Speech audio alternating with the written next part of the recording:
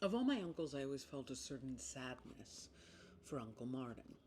He was the one that called everyone, checking up on them with no judgment and eagerness to share with them, but not often did anyone call him back. In fact, it would be my mother's biggest regret that 3 days before having a massive heart attack, he had left her a message asking how she was and how they should meet. Part of my sadness at his loss was because I feared my own value and behavior matched his. I'm the one that reaches out. I'm the one that makes the plans, and yet I'm the one who's alone. In my father's family, it was the opposite situation. His youngest brother had completely cut off everyone, and unlike his siblings, was not coming back just to go again.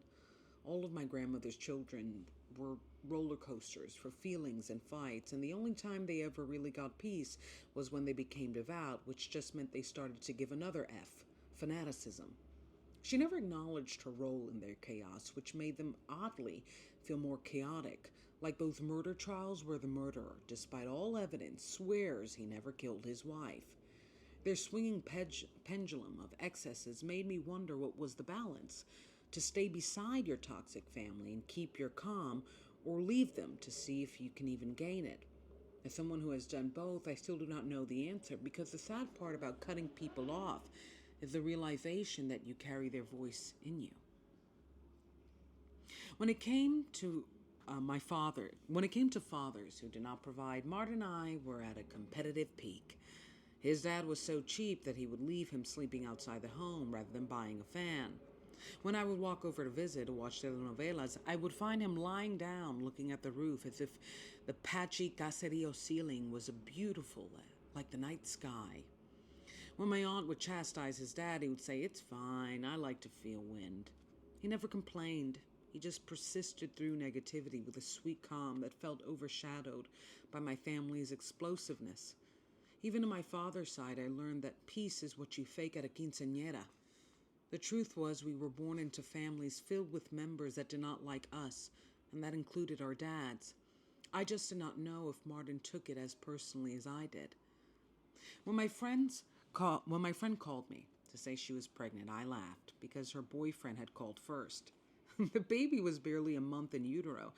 She was the size of a pomegranate seed, and there he was talking about how scared he was that he might spoil her, and how he was inspired to add baby clothes to his sportswear business. He was so excited that my heart leapt.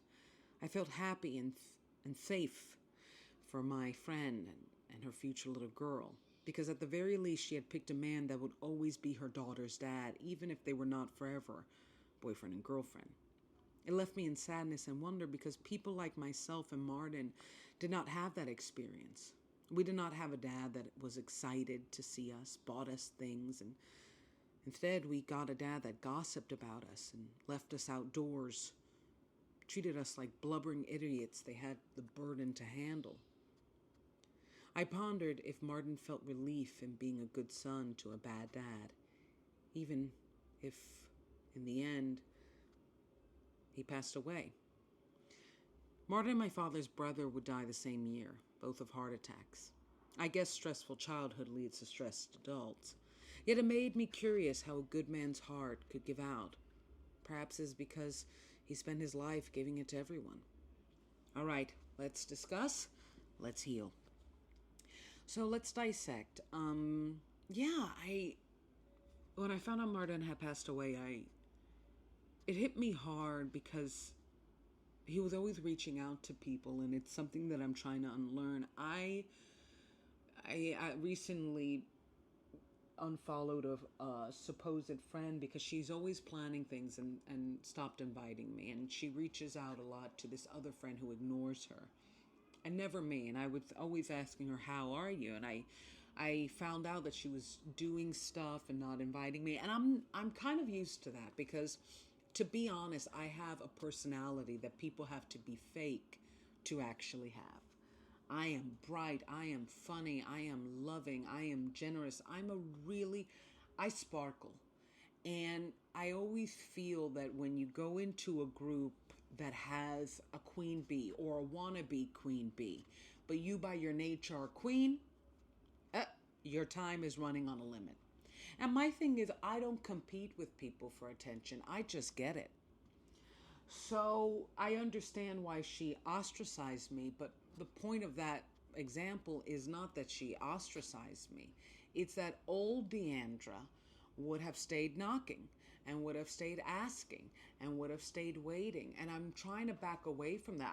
I just messaged a friend. I came to visit.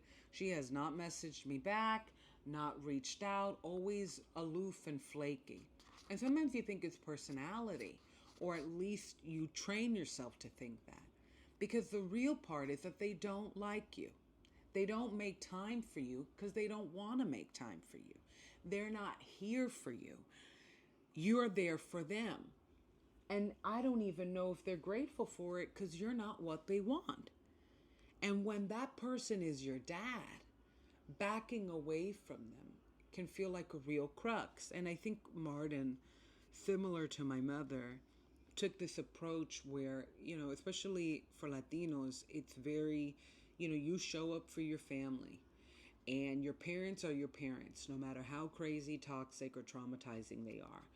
Your dad is supposed to take care of you, but it's almost like there's an overwhelming forgiveness because there's of parents that don't show up for their kids, but there's not so much forgiveness for children who decide not to show up for their parents.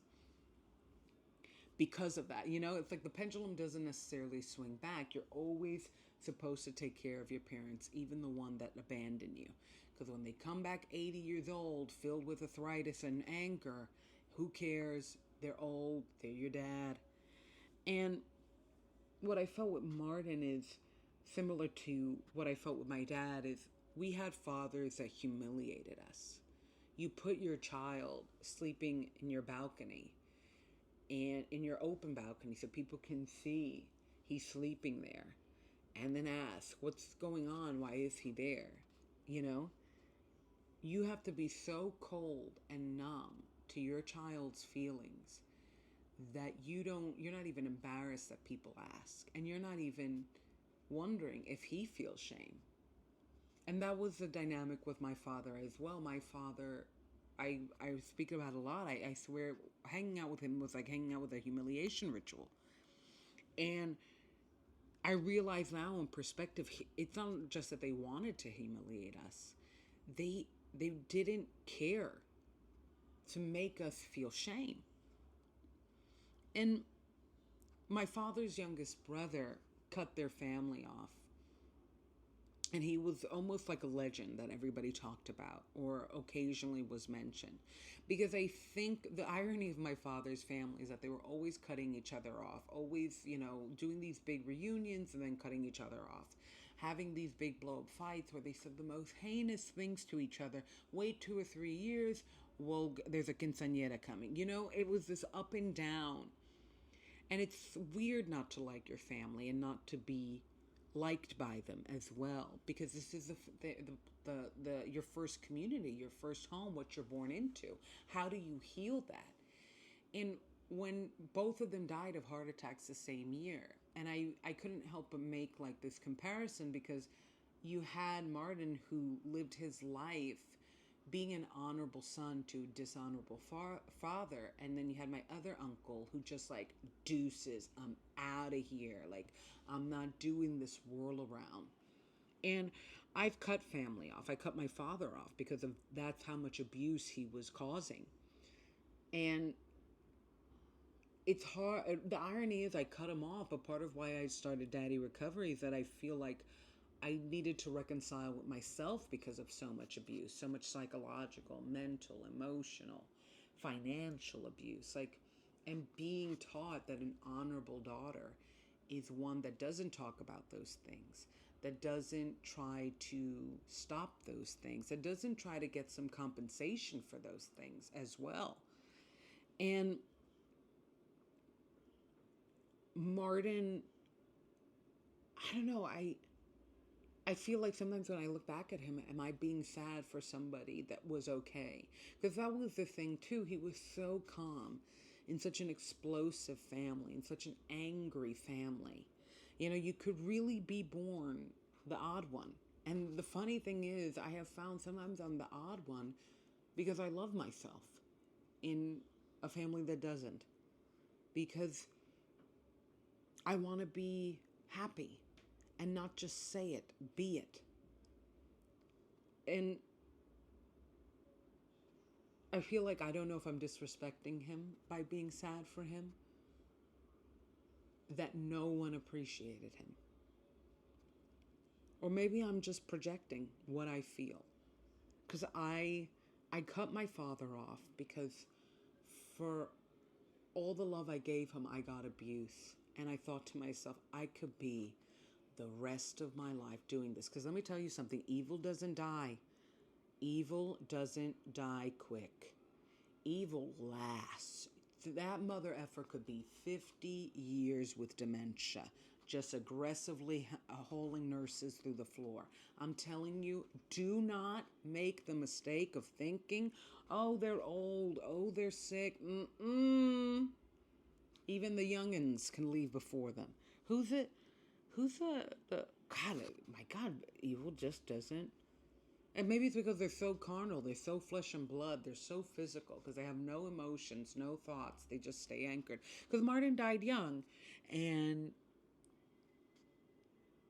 I wish, maybe because I knew he was so rejected in the sense of calling everybody, trying to make plans, letting everybody gossip about him, and then he died, still calling that family.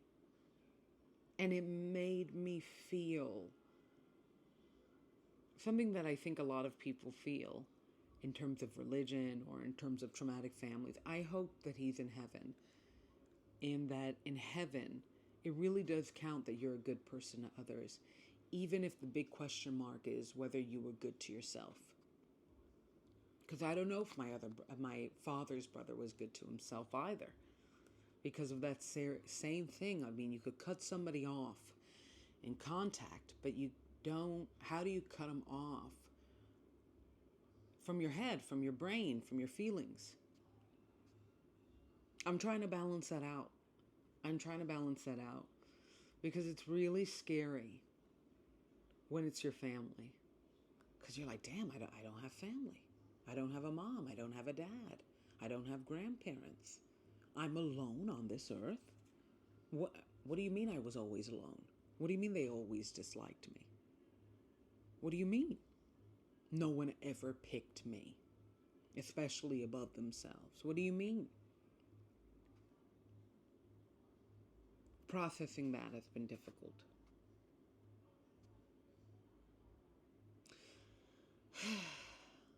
But I put it in my art, right? I'm changing my artist name to Hardin because I had a vision. And it said, change your name to Hardin because your life is a garden. But I want to spell it with an H. I've already changed it, copyrighted and everything, so do not even try to Jules LeBron me. But I kept on praying, and I asked God, and he said, call yourself Hardin because your life is a garden. And I'm hoping that with this podcast, I'm doing the roses that blossom into hits. But thanks for listening to me. I really do love you.